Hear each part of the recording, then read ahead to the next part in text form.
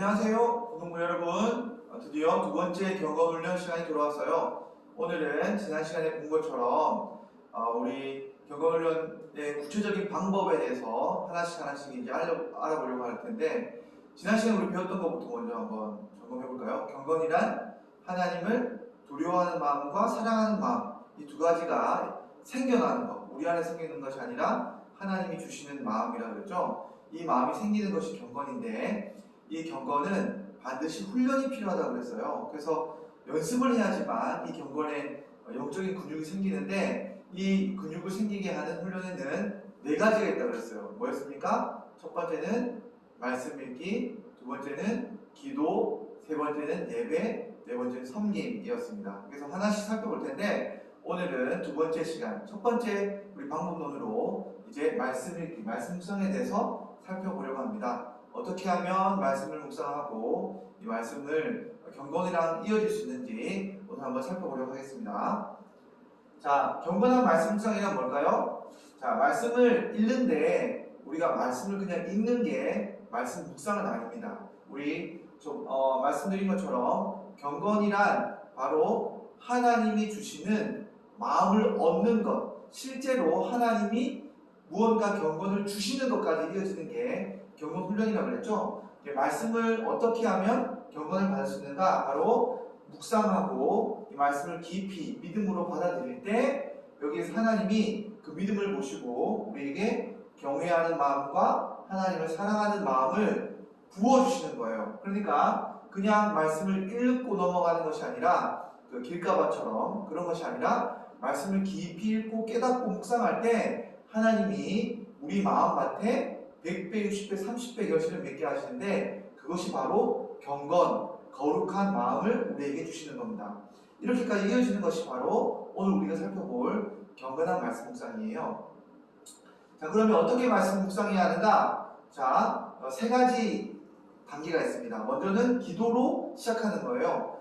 제가 분명히 말씀드렸죠. 이 말씀 묵상은 하나님과 우리와의 교제예요. 그러니까 우리가 그냥 읽고 우리가 깨닫고 우리가 그냥 뭐 해야겠다 이렇게 말하는 것이 아니라, 경건의 말씀 묵상이라고 하는 것은 하나님이 우리에게 주시는 것이기 때문에 하나님 앞에 나아가기 위해서는 먼저 기도로 나가는 겁니다. 하나님, 우리에게 이 말씀 묵상하려고 하는데 하나님께서 은혜를 달라고, 깨닫게 달라고, 믿음을 달라고, 그리고 경건에 이르도록 인도해 달라고 같이 기도하며 나가는 겁니다. 그리고 나서 본문을 읽는 거예요. 근데 이 본문 읽기에는 네 가지 단계가 있습니다. 먼저는 본문의 전후 문맥을 잘 파악해야 됩니다. 성경은 항상 앞의 이야기와 뒤의 이야기가 중요해요. 이것이 이 역사의 흐름 속에서, 사건의 흐름 속에서 우리가 문맥을 파악해야 되기 때문에, 그리고 성경은 항상 그 사건의 배열이 항상 의도를 가지고 우리에게 알려주고 있기 때문에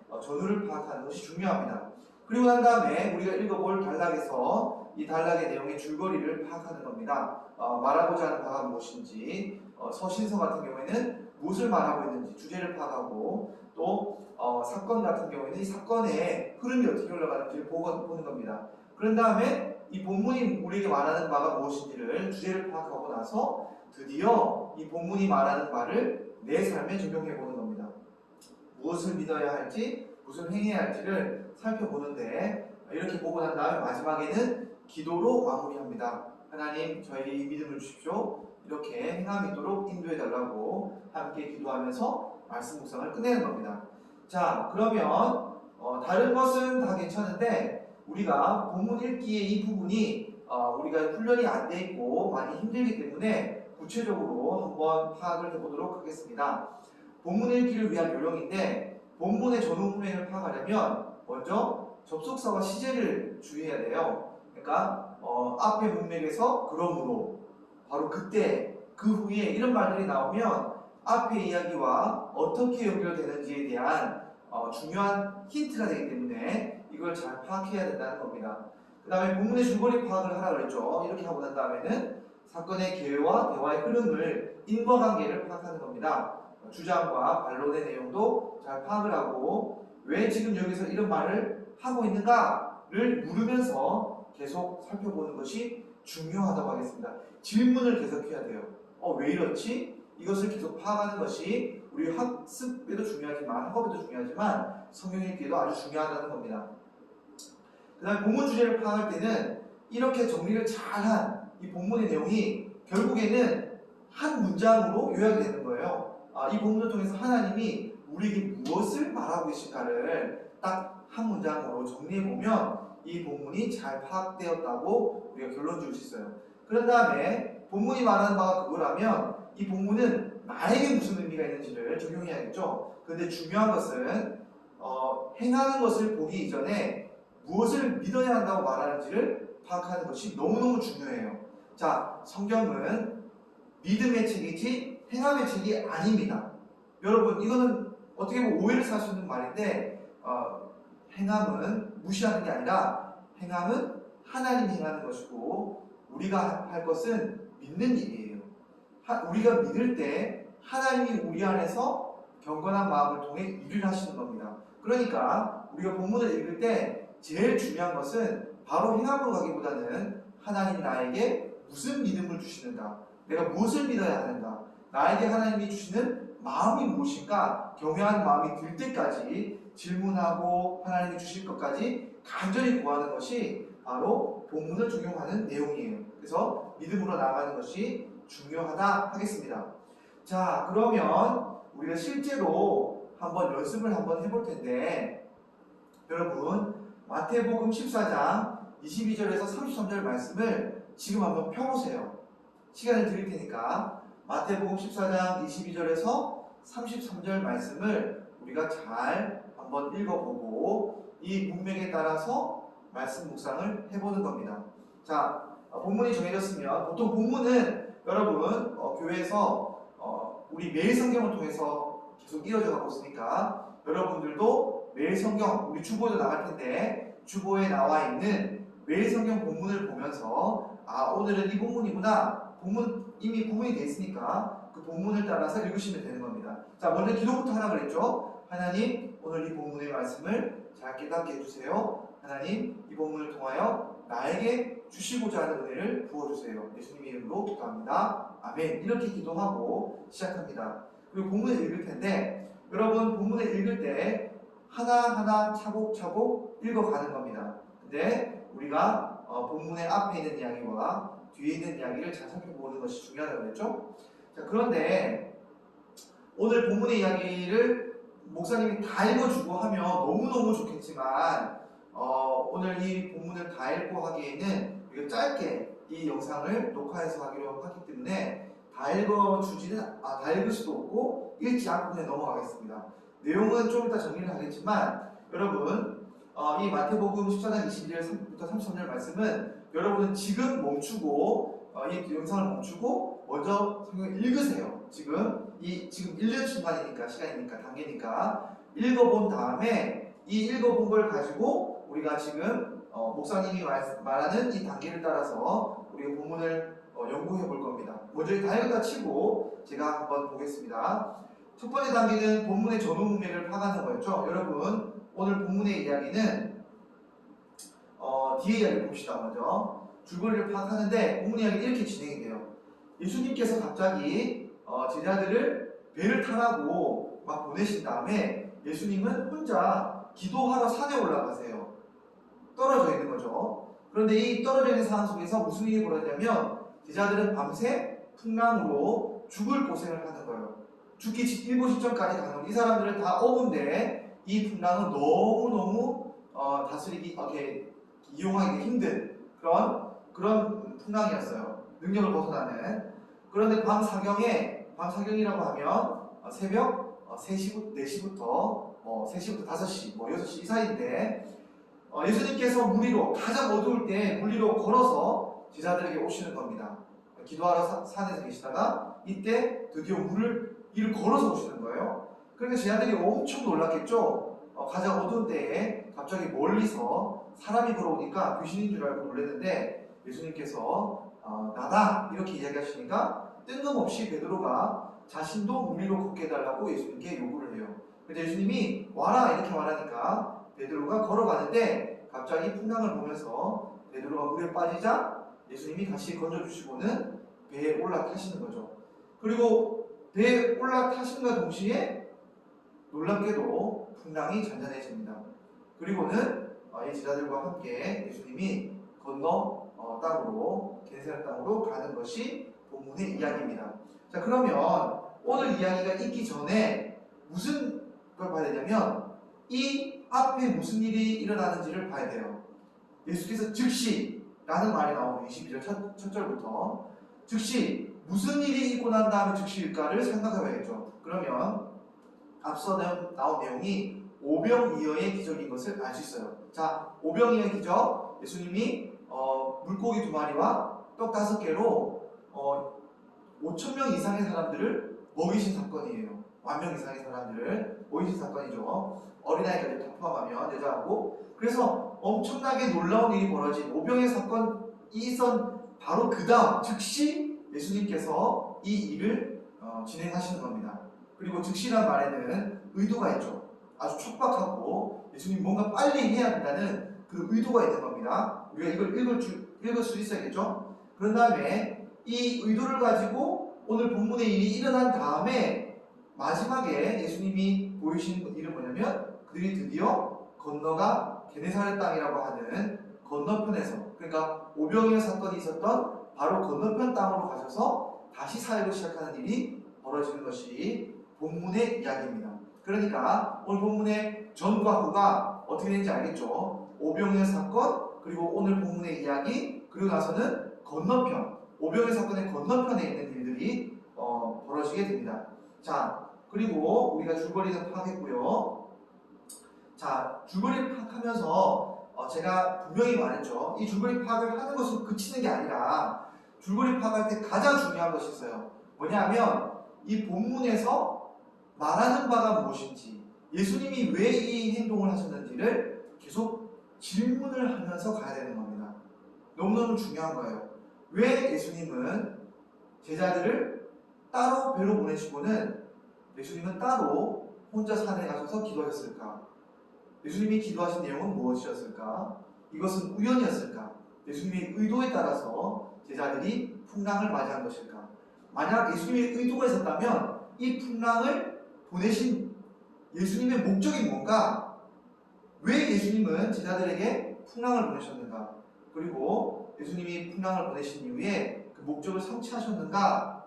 도대체 이 사건의 의미가 무엇이고 베드로가 왜 무리를 걷고 싶어 했으며 왜 예수님은 그 베드로에게 믿음이 없는 것을 책망하셨을까?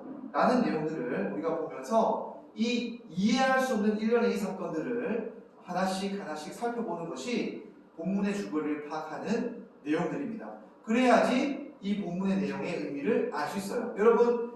여러분이 만약 이 제자라고 생각해보면 여러분은 그냥 배에 올라탔다가 이렇게 풍랑을 맞았다가 이제 살았구나 하고 그냥 건너가면 이 사건의 의미가 아무런 의미가 없이 그냥 풍랑을 맞았다가 살아났네 이 정도로 그치겠죠. 그런데 본문의 의미는 그게 아닙니다. 분명히 예수님은 의도를 가지고 일을 행하시는 거예요. 자, 그러면 오늘 본문의 주제를 파악해보는 겁니다. 오늘 본문은 뭘 말하고 있는가? 예수님은 무엇을 말씀하고 싶으신가? 그랬을 때 오늘 본문의 마지막은 제자들이 예수님이 배에 올라타시자마자 풍랑이 잔잔해지는 것을 보고 이것이 우연이 아닌 것을 알고 예수님이 누구신지를 고백합니다. 누구신지를 고백할까요? 바로 하나님의 아들이시군요 라는 고백을 하면서 절을 하고 끝을 맺는 본문이에요. 그러니까 오늘 예수님이 이 일을 하신 것은 예수님이 하나님의 아들이신 것을 제자들에게 믿게 하고 알려주기 위해서 예수님께서 이 일을 벌이신 것을 우리가 알 수 있다는 거예요. 그러니까 예수님께서는 이러한 일을 위해서 본문의 사건, 일련의 사건들을 계획하시고 연출하신 겁니다.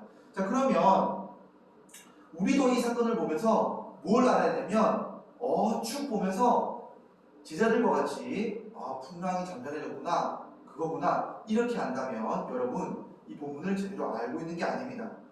이미 오병이어 사건을 경험했던 이 제자들에게 왜 예수님이 하나님의 아들이라는 믿음을 깨닫게 하는 일이 필요했을까요, 여러분? 바꾸고 말하면 예수님이 즉시라고 말했을 때 예수님께서는 이 제자들이 그 믿음에서 떠나 있었던 것을 알고 계셨기 때문에 그 위험에서 벗어나서 특별한 믿음의 훈련을 하고자 이들이 오병의 사건이 벌어진 다음에 예수님을 하나님의 아들로 아는 것이 아니라 그저 능력을 행하고 자기 배를 부르게 할 수 있는 그러한 일반적인 왕인 것처럼 그들이 오해했기 때문에 예수님은 특별하게 그들에게 예수님이 누구신지를 알려줄 필요가 있었던 겁니다. 자, 예수님은 우리의 배를 부르게 하신 분이 아니라 무엇을 알려주시는 분이냐면 하나님의 아들. 이것은 특별히 무엇을 통해서 알게 될까요? 배부른 것을 통해서 아는 것이 아니라 풍랑에서 우리를 건지시는 예수님을 통해서 알게 되는 겁니다. 여러분, 예수님이 우리에게 고난을 주시기도 하시죠. 그래서 이 본문은 무엇을 말하고 있냐면 예수님을 알아야 된다는 겁니다. 누구로 알아야 된다고요? 하나님의 아들이라는 것을 알 때 어떤 사람들은 예수님이 나에게 복락을 주시는, 그냥 나를 배부르게 하시는 분이기 때문에 하나님의 아들이시구나, 능력이 있어야지만 하나님의 아들이구나 라고 생각하는 사람들이 있어요.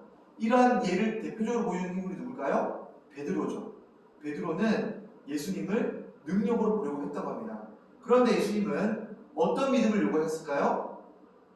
죄에서 그들을 건지시고 그들을 그 고난에서, 이 세상의 풍파에서 건져내시는, 참으로 우리를 구원하시는 그분이야말로 하나님의 아들이시라는 것을 알아야 된다라는 것을 본문이 말해주고 있었던 겁니다. 그러므로 본문 적용은 어떻게 해야 될까요? 이렇게 해볼 수 있는 거죠. 이렇게 한마디로 정의하면 되는 거죠. 예수님의 능력에 열광하기보다는 예수님이 우리를 구원하시는 하나님의 아들이심을 우리는 믿어야 한다라는 것이 본문의 주제라면 본문의 적용은 나도 그렇게 믿어야 한다는 것을 살펴보는 거죠. 내가 그런 믿음이 있는가? 나는 소원을 들어주지 않은 예수님께 혹은 삐지진 않았는가? 그렇게 해서 예수님의 능력을 의심하지 않았는가? 예수님이 하나님의 아들이신 것을 의심하지 않았는가? 라는 것을 보면서 내가 정말 믿는 예수님은 누구신가를 돌아보고 예수님에 대하여 다시 한번 하나님의 아들이 무슨 의미가 있는지를 살펴보는 거죠.